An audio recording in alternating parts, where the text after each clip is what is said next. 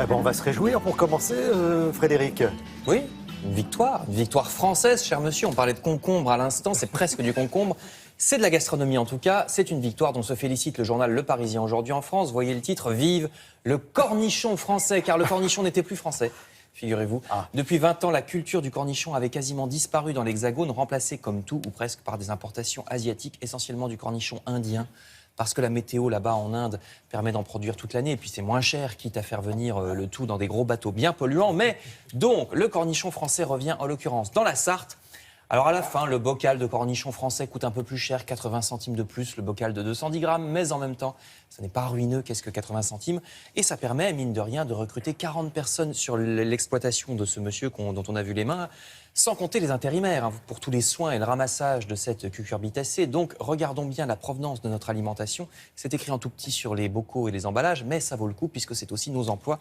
Article sur le cornichon, donc, dans Le Parisien. Gastronomie toujours, avec les huîtres. Et je ne sais pas, ça ne va pas ensemble, les huîtres et cornichons.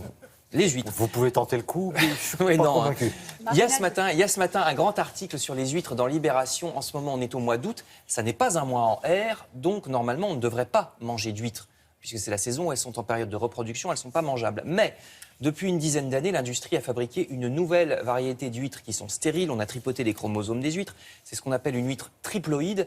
Donc comme elles sont stériles, il n'y a pas de période de reproduction et on peut les manger même en été. En plus, c'est une huître qui grossit plus vite, donc tout bénéfice. Mais le problème, c'est que ces nouvelles huîtres, finalement, on ne sait pas ce qu'elles vont donner depuis quelques années qu'on les dissémine dans la nature parmi les autres huîtres. Comme ce sont des huîtres trafiquées, on est en train de se demander si elles n'affaiblissent pas les autres, les huîtres normales. C'est pas seulement une question en l'air, parce qu'il y a beaucoup de mortalité ces dernières années dans les élevages français d'huîtres. Donc, est-ce qu'il y a un rapport de cause à conséquence ou pas? On ne sait pas trop. Grand article à ce propos dans Libération. Je passe maintenant au programme télé, après avoir mangé.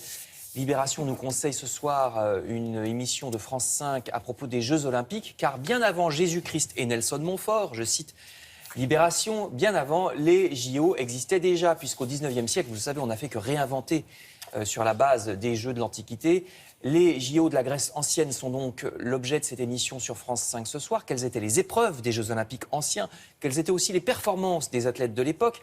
Eh ben, c'était pas forcément moins bien qu'aujourd'hui. En fait, ça dépend des épreuves. Oui, c'est surprenant. Vous verrez ça donc sur France 5 ce soir. Sans dopage. À 20h50 et sans dopage, ou alors avec des... Je ne sais pas ce à quoi ils pouvaient se doper, avec de la myrrhe et de l'encens peut-être à l'époque.